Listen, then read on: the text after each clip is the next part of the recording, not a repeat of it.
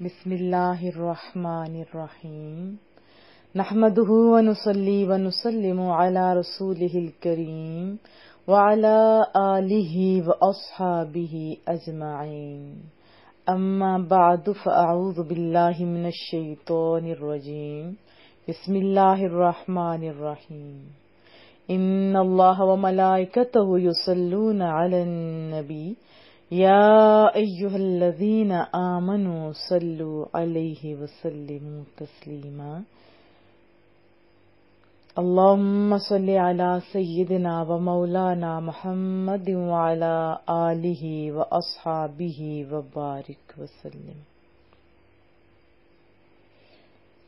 خالق و مالک، حامی و ناصر کی حمد و ثنا اور رسول اللہ صلی اللہ علیہ وسلم شافع یوم النشور، نور مجسم، شفیع معظم، فخر آدم و بنی آدم، احمد مجتبی جناب محمد مصطفیٰ صلی اللہ علیہ وسلم کے دربار گوہر بار میں ہدیہ درود و سلام عرض کرنے کے بعد آپ سب کی خدمت میں السلام علیکم ورحمۃ اللہ وبرکاتہ۔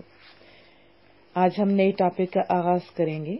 رب کریم سے یہ دعا ہے مولا کریمہ ہم سب کو سننے اور اس پر عمل کرنے کی توفیق عطا فرما، ہمیں دنیا اور آخرت کی بھلائیاں عطا فرما۔ آپ جانتے ہیں کہ آج کل کے دور میں یعنی عصر حاضر کے دیگر فساداتی ایمانی میں سب سے زیادہ قابل افسوس بات مسلمانوں میں خوف الہی کی عدم موجودگی ہے، اور یہ حقیقت ہے۔ آپ جانتے ہیں کہ ہم لوگ خوف الہی کے تصور اور خشیت کی کیفیت سے قطعاً عاری ہو چکے ہیں۔ اب دیکھیں کرونا کے کس انداز سے یہ خوف و ہراس ہے، ہر ایک بندہ ڈر رہا ہے، ویسے کوئی پردہ نہیں کر رہا، لیکن کرونا کے ڈر سے غیر مسلم بھی پردہ کر رہے ہیں، ہے نا۔ کرونا کے خوف کے سبب مزدور طبقہ ہو، ڈاکٹر، انجینئرز، کوئی بھی ہو، آج ماسک لگائے بیٹھا ہے۔ یہ وہی لوگ تھے جو واویلاں کرتے تھے کہ پردہ ترقی کی راہ میں رکاوٹ ہے۔ مالک نے کیا بتا دیا کہ جو بنانے والا ہے وہ زیادہ بہتر جانتا ہے، پردہ ترقی کی راہ میں رکاوٹ نہیں ہے۔ انہوں نے تو شور مچانا ہی تھا، ہم مسلمانوں نے کیا کیا؟ لمحہ فکریہ تو یہ ہے نا، ہم نے بھی تو اتار دیا تھا پردہ۔ اللہ پاک کے خوف سے اگر ہم لوگ اطاعت خدا اور اطاعت رسول کرتے نا تو کامیابیاں ہمارا مقدر ہوتی، روز روز کی پریشانیاں نہ آتی، اور یہ ہماری بدنصیبی کہہ سکتے ہیں، اور یہ حقیقت ہے کہ ہم لوگ خوف الہی کے تصور اور خشیت کی کیفیت سے قطعاً عاری ہو چکے ہیں۔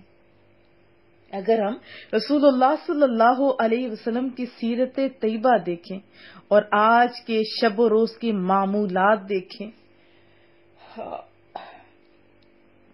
اور کتب حدیث کے آپ مطالعہ کریں تو آپ صلی اللہ علیہ وسلم کی عبادات اور اطاعت کی کیفیت کا مطالعہ کریں تو ہمارے رونگٹے کھڑے ہو جاتے ہیں۔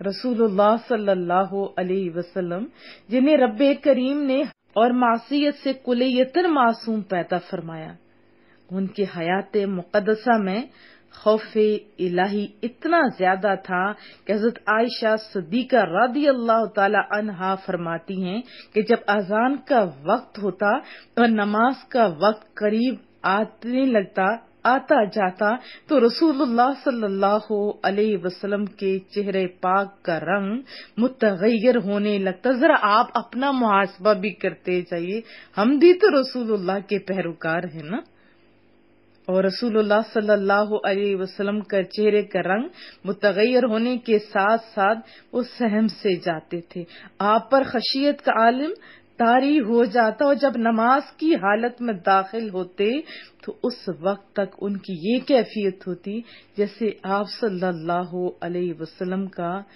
دنیا میں کسی سے کوئی تعلق ہی نہیں ہے۔ اور نہ ہم میں سے کسی کو جانتے ہیں، اور یعنی کیا بتا رہی ہیں، اس میں کیا بات ہے کہ آپ خوف الہی کی وجہ سے سب کچھ بھول جاتے۔ رسول اللہ صلی اللہ علیہ وسلم جب رات کو اٹھتے تو اللہ کی یاد میں اس قدر روتے کہ اکثر ہچکی بن جاتی۔ صحیح بخاری میں ایک صحابی، آپ لوگ بھی تو ساری رات جاگتے ہو نا، آپ بھی تو جاگتے ہو، کس کے لیے؟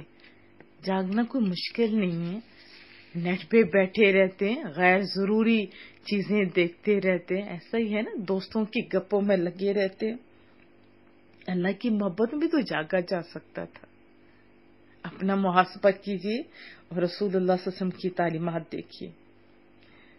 صحیح بخاری میں ایک صحابی سے روایت ہے، وہ فرماتے ہیں کہ ایک دن میں رسول اللہ صلی اللہ علیہ وسلم کی زیارت کے لیے اور شرف ملاقات حاصل کرنے کے لیے بارگاہ رسالت صلی اللہ علیہ وسلم میں حاضر ہوا تو رسول اللہ صلی اللہ علیہ وسلم نماز میں مصروف تھے اور اس قدر آہوزاری سے رو رہے تھے کہ آپ کے سینہ مبارک سے ایسی آواز سنائی دے رہی تھی جیسے ہنڈیا کے ابلنے کے وقت اس سے آواز آتی ہے۔ جب بندہ بہت زیادہ روتا ہے نا، اس کے بعد کیسی آواز آتی ہے یہ آپ اچھی طرح جانتے ہیں۔ رسول اللہ صلی اللہ علیہ وسلم کی سیرت طیبہ کا یہی رنگ صحابہ کرام رضوان اللہ علیہم اجمعین کی زندگیوں پر بھی غالب آیا۔ کسی ایک کی زندگی کو اٹھا کے دیکھیے، رسول اللہ صلی اللہ علیہ وسلم کی جو تربیت یافتہ ٹیم تھی، کسی ایک کی زندگی کو بھی اٹھا کے دیکھے، ہر ایک خوف الہی کا پیکر نظر آتا ہے، ہر ایک خوف الہی کا پیکر نظر آتا ہے، اور خوف الہی کی یہی کیفیت ہمیں انبیاء علیہ الصلوۃ والسلام میں بھی نظر آتی ہے۔ جیسے حضرت یحییٰ علیہ السلام اللہ کے برگزیدہ نبی تھے اپنی حیات مطہرہ کے بالکل ابتدائی حصے میں، جبکہ ابھی آپ معصوم بچے تھے، پہاڑوں اور جنگلوں میں نکل جاتے اور یاد الہی میں اتنا روتے کہ جو بھی آپ کو دیکھتا اس پر بھی یہی کیفیت طاری ہو جاتی۔ ایک مرتبہ آپ ایک پہاڑ پر مصروف عبادت تھے، اللہ کے خوف میں زار و قطار رو رہے تھے، آپ سجدے میں گرے ہوئے تھے۔ یہ بچپن کا عالم، ادھر آپ کی والدہ ماجدہ پریشانی کی حالت میں پھرتی پھراتی آپ کی تلاش میں یہاں پہنچی۔ جیسے ہمارے بچے ہمیں نظر نہیں آتے، ہم پیچھے پیچھے جاتے ہیں، یا آپ کی مائیں آپ کی پیچھے پیچھے آتی ہیں، ایسے ہی انہوں نے بھی کیا۔ دیکھا تو آپ سجدے کی حالت میں رو رہے تھے۔ والدہ کے قریب آنے پر قدموں کی آہٹ سنی تو حضرت یحییٰ علیہ السلام نے اپنا سر مبارک سجدے سے اٹھایا، لیکن موت کا اس قدر دھیان تھا، خیال تھا کہ آپ نے سمجھا کہ شاید ملک الموت روح قبض کرنے کے لیے آ گئے۔ آپ اسی حالت میں فرمانے لگے، ملک الموت تھوڑی دیر ٹھہر، میں اپنے ماں کو ملوں۔ ماں کا بھی اتنا خیال تھا، وہ میری وجہ سے پریشان ہوگی، رات کافی ہو چکی ہے نا، اس سے میری فکر ہوگی، مجھے تھوڑی سی مہلت دے دے، کیونکہ میں اپنی ماں سے مل کے آنا چاہتا ہوں، میں چاہتا ہوں میں سلام لے لوں، میں دعائیں بھی لوں۔ تب آپ کی والدہ نے فرمایا، بیٹا میں تیری ہی ماں تو ہوں۔ ماں کی ممتا، اللہ اکبر۔ معصوم بچے کو جیسے ہی دیکھا تو گلے لگا لیا، فرمانے لگے، بیٹا تم اتنا کیوں روتے ہو؟ حالانکہ تم تو بھی معصوم بچے ہو، چھوٹے ہو، اس عمر میں اللہ پاک کے خوف میں اس طرح رونے کی وجہ کیا ہے؟ تو اس پر حضرت یحییٰ علیہ السلام اپنی والدہ سے مخاطب ہو کر کہنے لگے، فرمانے لگے، امی جان، دیکھیں باتیں ان کی دیکھیں، اگر قیامت کے دن اللہ تعالیٰ مجھ سے ناراض ہو جائے اور مجھے مستحق عذاب قرار دیتے ہوئے جہنم میں ڈالنے کا فیصلہ صادر فرما دے تو کیا آپ اس دن مجھے عذاب الہی سے بچا لیں گی؟ تو ماں فرمانے لگی، نہیں بیٹا، میں تو نہیں بچا سکوں گی۔ تو آپ نے فرمایا، امی جان، اگر اس دن اللہ کے عذاب سے بچانے کی استطاعت نہیں ہے تو آج مجھے اللہ کے خوف میں رونے سے کیوں روکتی ہیں؟ یہ واقعہ حضرت شیع علیہ السلام کی بچپن کا ہے. آپ اندازہ لگا سکتے ہیں کہ ان لوگوں کی بعد کی زندگیاں کس طرح خوف الہی میں بسر ہوئی ہوں گی. حالانکہ وہ نبی تھے، ہر خطا اور معصیت سے کلیتاً پاک اور مطہر تھے. اگر وہ غلطیوں پہ ہوتے تو پھر قرآن کریم میں ہے کہ اطاعت کرو انبیاء کی، ہے نا، تو پھر غلطیوں کی بھی اطاعت کرنی پڑتی. یہ تو زمینوں نے بات کر رہی ہیں، اللہ نے انہیں ستھرا رکھا کیونکہ ساری زندگی ان کی ہمارے لیے نمونہ تھی. آپ دیکھیں، اگر ہم صحابہ کرام کی اسی طرح اگر ہم صحابہ کرام اجمعین، تابعین، تبع تابعین، صلحاء، اولیاء اور دیگر برگزیدہ لوگوں کی زندگیوں میں خوف الہی کی کیفیات کا مطالعہ کریں نا، ان کے واقعات کو پڑھیں تو ہماری حالت ہی غیر ہو جائے اور شرم اور ندامت سے ہم پانی پانی ہو جائیں کہ اس قدر عظیم ہستیاں جن کی زندگی کا ہر لمحہ یاد الہی اور ذکر الہی میں گزرتا ہے، مگر پھر بھی مخلوق کے سامنے اللہ کے سب سے بڑے مجرم کی طرح رہتے ہیں اور اس طرح اپنی حالت کو لوگوں سے مخفی بھی رکھتے ہیں، یعنی ریاکاری نہیں کرتے، کیونکہ اصل میں تو وہ اللہ سے ڈر رہے ہوتے ہیں. خوف الہی اتنا زیادہ ہے. میاں محمد بخش نے پنجابی میں ایک شعر لکھا ہے: راتیں ساری کر کر زاری نیند اکھیں دی دھوندے فجریں اوہ گنہگار کہاندے تے سب تو نیویں ہوندے. لیکن ہم کتنے گئے گزرے لوگ، ہم کتنے گئے گزرے لوگ، ہماری راتیں کیسے گزر رہی ہیں؟ غفلت میں، موبائل کی نظر، غیر ضروری چیزیں دیکھنے میں، چیٹنگ میں. ہم بھی تو رسول اللہ کی امتی ہیں نا، ہم بھی تو. اور یہ نیکوکاروں کی یہ حالت ہے. ہم کتنے گئے گزرے لوگ ہیں. اپنا محاسبہ کیجیے ذرا، دیکھیے تو صحیح، آنکھیں کھول لیجیے، بیشتر اس کے کہ کبھی آنکھیں نہ کھلے. ہم کتنے گئے گزرے لوگ، ہم کتنے گناہگار ہیں، کتنے گناہگار ہیں کہ ہر وقت یاد الہی سے گریز کرتے ہوئے بھی ذرا بھر خوف الہی نہیں رکھتے، حالانکہ ہم سراسر ظلم اور معصیت کی وادیوں میں بھٹک رہے ہیں اور سرکشی اور بغاوت کی دنیا میں سرگرداں ہیں.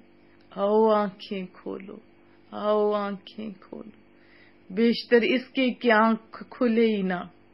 آنکھیں کھولو، اپنی دنیا کی زندگی بھی سنوارو اور آخرت کا سامان بھی کرو. دنیا کی زندگی اس انداز میں سنوارو کہ اس میں غلط کام نہ ہو، غلط کام نہ ہو. آپ رزق حلال کماؤ، ایک دوسرے کے ساتھ اچھا تعلق رکھو، غیبت چگلیوں سے بچو، محبتوں کی زندگی بسر کرو. تھوڑا موبائل سے ہٹ کر اپنے رشتہ داروں کو حق بھی دے دو، ایک دوسرے سے بات چیت کر لیا کرو. بات کرتے ہوئے موبائل کو بھی سائڈ پہ رکھ دیا کرو، موبائل کو بھی سائڈ پہ رکھ دیا کرو. آپ کے لب و لہجے سے لگے کہ آپ کے لیے اللہ کا حکم بڑا معنی رکھتا ہے. اللہ کا حکم ہے نا، اپنوں سے جڑ کے رہو. باتوں باتوں سے لگے کہ آپ مسلمان ہو، کاموں سے لگے کہ آپ مسلمان ہو، لباس سے لگے کہ آپ مسلمان ہو، انداز سے لگے کہ آپ مسلمان ہو، کاروبار سے لگے کہ آپ مسلمان ہو. آپ کے کانوں میں جب اذان آئے نا، اذان کی آواز سنتے ہوئے آپ کی حالت بھی مسلمانوں جیسی ہو جانی چاہیے، جیسے رسول اللہ صلی اللہ علیہ وسلم. کیا میں توقع رکھوں؟ دعاؤں کی درخواست رہے گی. اللہ آپ سب کو بہت ساری کامیابیاں دے. آپ ہمیشہ مجھے، ہماری ٹیم کو، اطاع القرآن اور ہمارے رشتہ داروں کو دعاؤں میں یاد رکھیے. اللہ آپ سب کو بہت ساری کامیابیاں، کامرانیاں عطا فرمائے. السلام علیکم ورحمۃ اللہ وبرکاتہ.